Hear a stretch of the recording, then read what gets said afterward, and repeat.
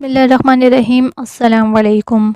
جب اللہ کے رسول صلی اللہ علیہ وسلم بدر کے غزوے کی جانب روانہ ہونے لگے تو ورقہ رضی اللہ تعالی عنہا عرض کرنے لگیں، اے اللہ کے رسول صلی اللہ علیہ وسلم، مجھے بھی غزوے میں اپنے ساتھ جانے کی اجازت دے دیجیے۔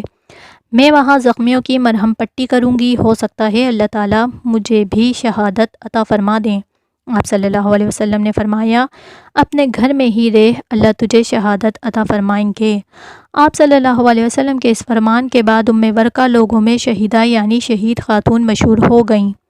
حضرت ورقہ قرآن کی تلاوت بکثرت کیا کرتی تھیں۔ حضرت ورقہ رضی اللہ تعالیٰ عنہ کے پاس ایک غلام تھا اور ایک باندی تھی۔ آپ صلی اللہ علیہ وسلم ان دونوں کے بارے میں یہ تک کر دیا تھا کہ ان کی وفات کے بعد یہ دونوں غلام مرد اور عورت آزاد ہوں گے۔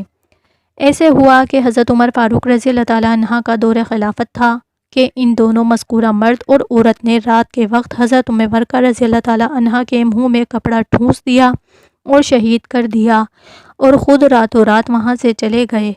صبح ہوئی، ان کی موت کی خبر پھیلی تو حضرت عمر رضی اللہ تعالیٰ عنہ نے لوگوں کو اکٹھا ہونے کا حکم دیا اور ان میں کھڑے ہو کر اعلان کیا کہ جو بھی ان دونوں کو دیکھے یا اسے ان کے بارے میں کوئی خبر ہو تو انہیں پیش کرنے میں کردار ادا کرے۔